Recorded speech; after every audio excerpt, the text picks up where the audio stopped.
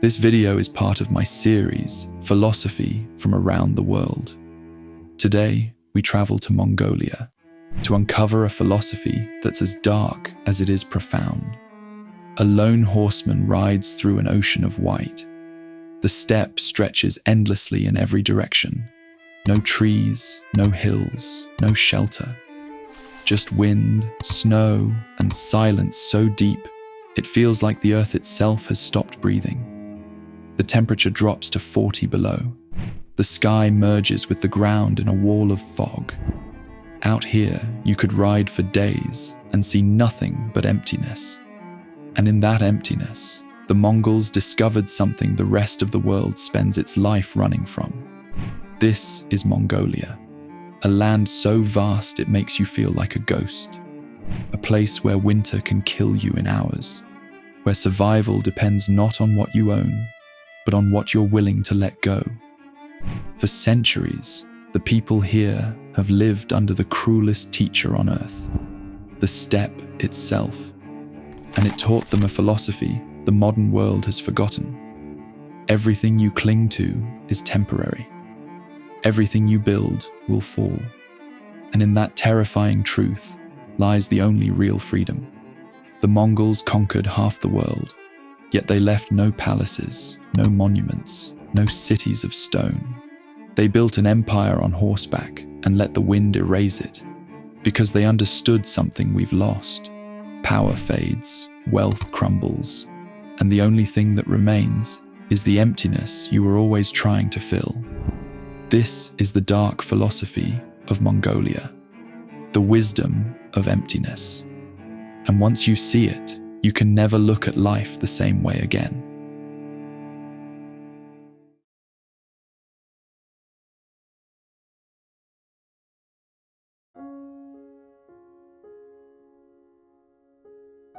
The Mongolian steppe is not beautiful in the way we usually think of beauty. It doesn't inspire, it humbles. It doesn't comfort, it challenges. Stand in the center of it, and you'll feel something primal stir inside you. The realization that you are utterly insignificant. There are no borders here, no roads, no landmarks to orient yourself.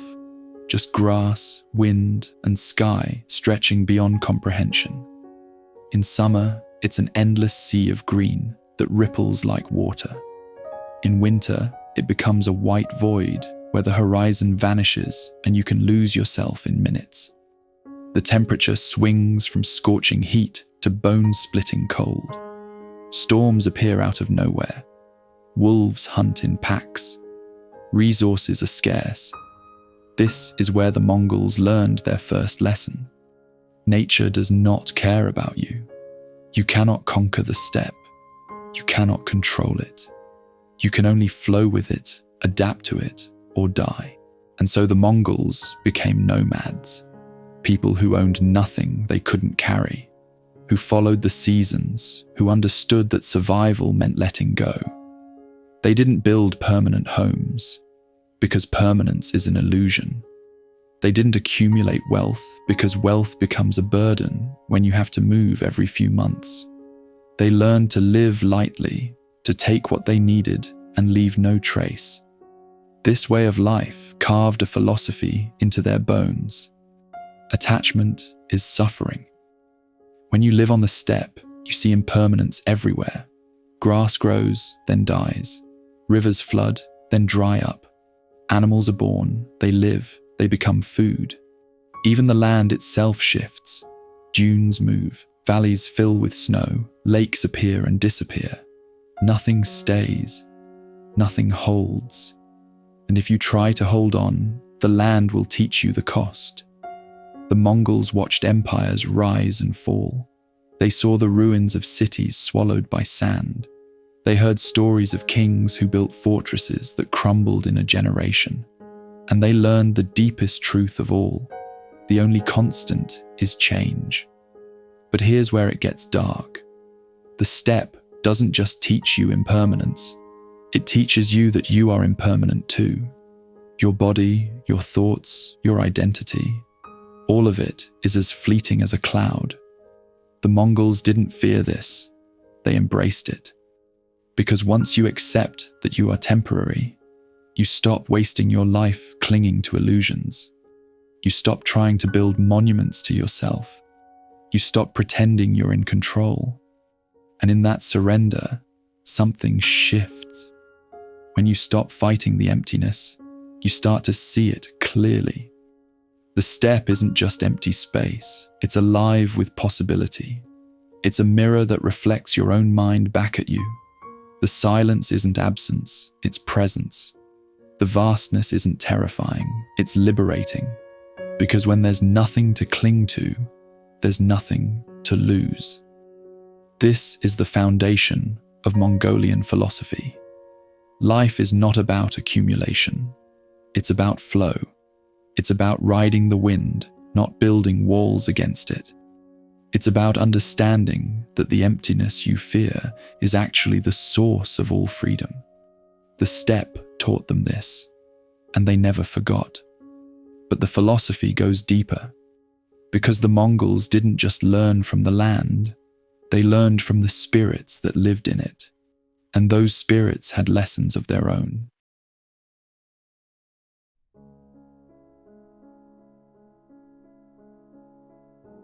Before Buddhism arrived, before empires, before history itself, the Mongols lived in a world that was alive.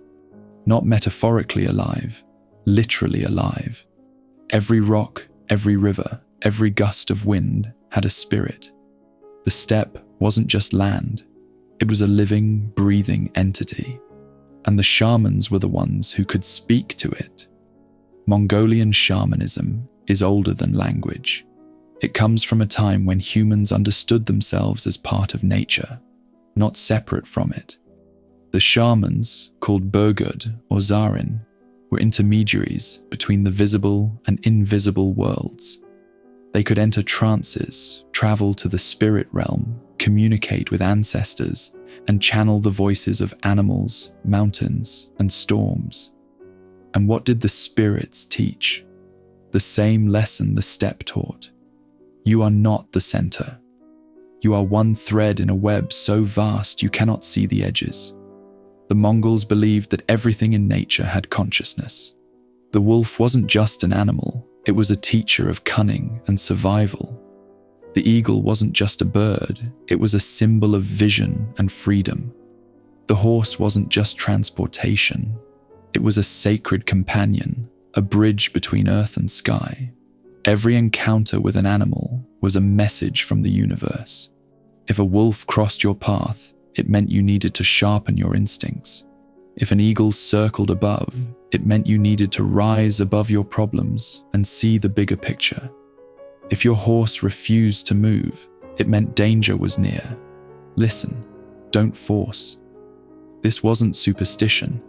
It was a way of reading the world. The Mongols understood that nature speaks in symbols, and if you learn the language, it will guide you. But here's where shamanism becomes dark. The spirits didn't just teach lessons, they demanded respect. If you disrespected the land, the spirits would punish you. Storms would come, animals would flee, sickness would spread. The shamans would perform rituals to appease the spirits. But sometimes the answer was simple. You have to let go. Let go of your arrogance. Let go of your greed. Let go of the idea that you control anything. There's a story the Mongols tell about a hunter who killed too many wolves. He became rich from their pelts, but his mind grew restless. He couldn't sleep. He heard howling in the wind. One night, a shaman visited him and said, "The wolf spirits are angry. You took more than you needed. Now they will take from you." The hunter laughed. "I fear no spirits." That night, he rode out into the steppe. His horse panicked and threw him. He broke his leg. Wolves found him before dawn. They didn't kill him, they circled him, watching as he froze to death in the snow. The message was clear. The steppe gives and the steppe takes. You are not in charge. This is the shamanic worldview. Impermanence enforced by invisible forces, You don't own the land. You don't own the animals. You don't even own your life. You are borrowing it.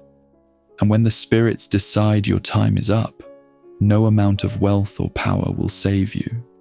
But shamanism also taught something beautiful.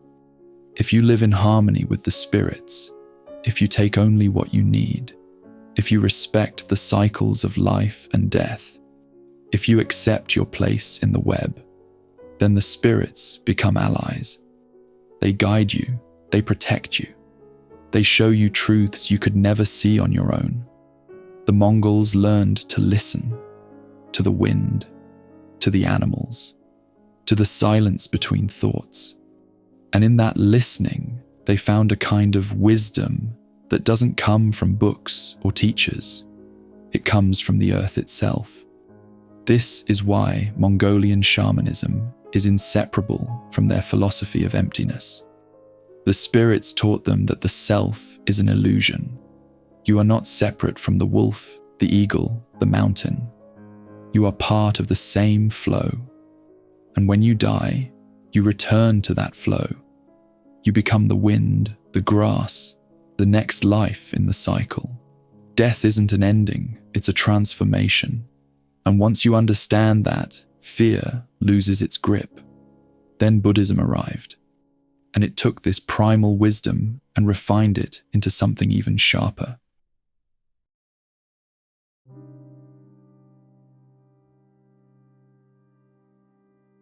When Tibetan Buddhism reached Mongolia in the 16th century, it didn't replace shamanism, it merged with it. The Mongols saw in Buddhism the same truths the steppe had already taught them: impermanence, non-attachment, the illusion of the self.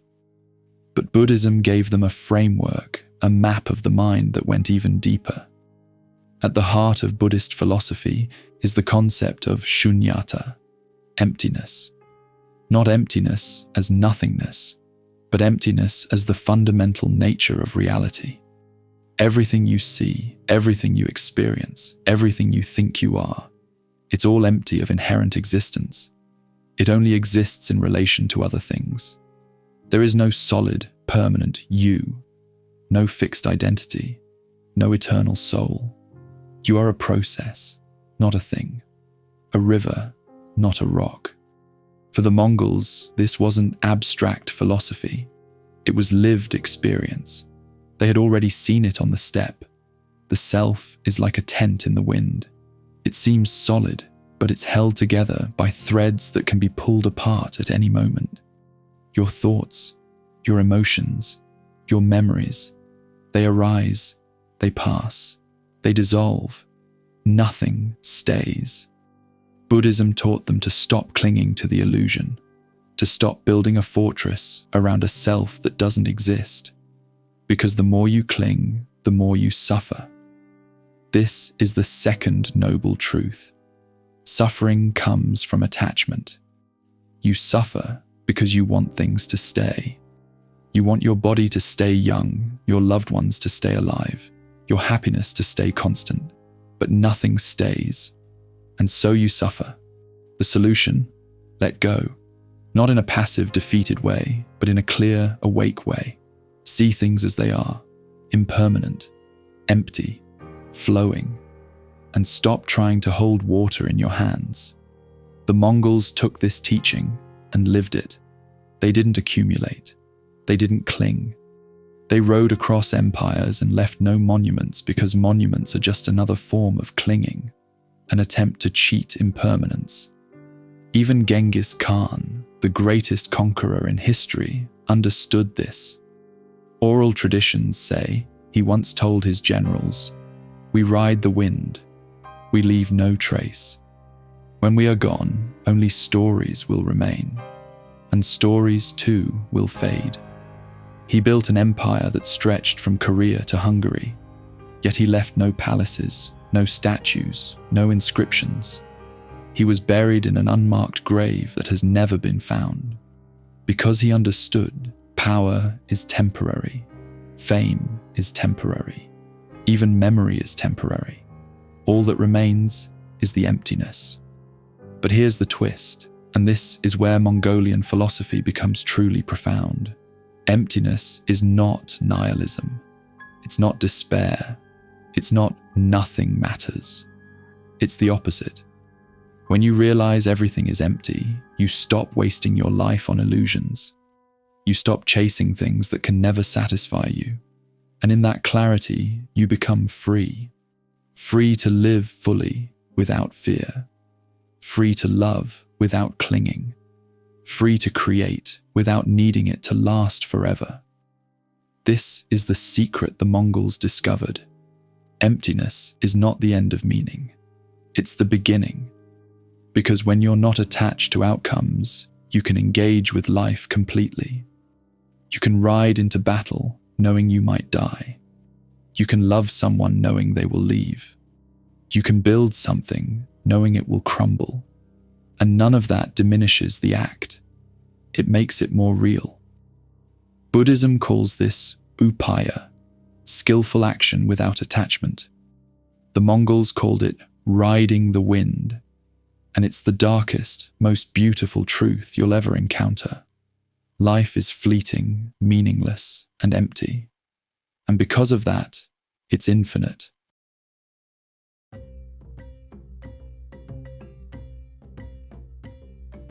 We live in a world that tells us the opposite of everything Mongolia teaches. Accumulate, build, hold on, make your mark, be remembered. Fear death, fear failure, fear irrelevance. We're taught that happiness comes from having more money, more status, more security, more control. We're told to build walls around ourselves, to protect what's ours, to make ourselves solid and permanent in a world that's constantly shifting. And we suffer for it. Because the more we cling, the more we fear losing. The more we own, the more we have to protect. The more we try to control, the more anxious we become when things slip through our fingers.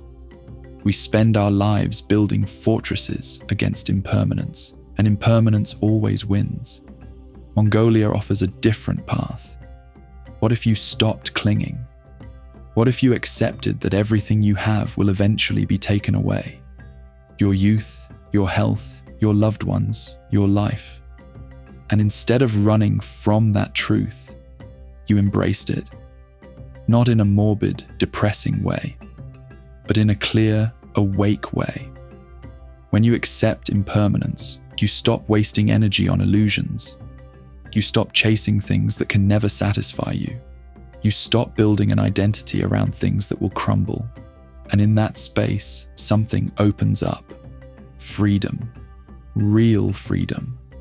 Not the freedom to do whatever you want, but the freedom to be present, to engage fully with life, knowing it won't last. The freedom to love without fear, create without attachment, exist without needing to prove anything. This is what the steppe teaches. This is what the shamans taught. This is what Buddhism refined into a philosophy. And it's what we've forgotten. We live in a culture of distraction, accumulation, and fear. We're terrified of emptiness, so we fill every moment with noise, every space with stuff, every silence with screens. We're addicted to the illusion of permanence, and it's killing us. But Mongolia whispers a different truth. Emptiness is not something to fear. It's something to embrace. Because in the emptiness, there's clarity. In the impermanence, there's freedom. In the letting go, there's peace. The Mongols understood this because they had no choice. The steppe forced them to confront the truth every single day. You are small, life is short, and nothing lasts. And instead of collapsing under that weight, they became some of the most resilient, adaptable, and spiritually profound people in history. They conquered empires and let them go. They loved fiercely and released gently. They lived fully, knowing they would die. And they were free. So here's the final reflection.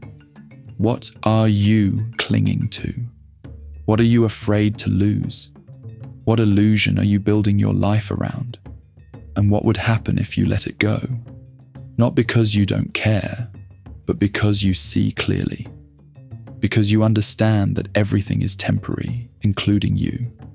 And in that understanding, you stop wasting your life on fear and start living with the kind of presence and clarity that only comes when you've made peace with the emptiness. Mongolia teaches the cruelest, purest truth. Everything dies, everything fades. And yet in that emptiness, there is a power, a clarity, and a freedom the world will never sell you. The steppe is still there, the wind is still blowing, and the lesson is still waiting for anyone brave enough to listen.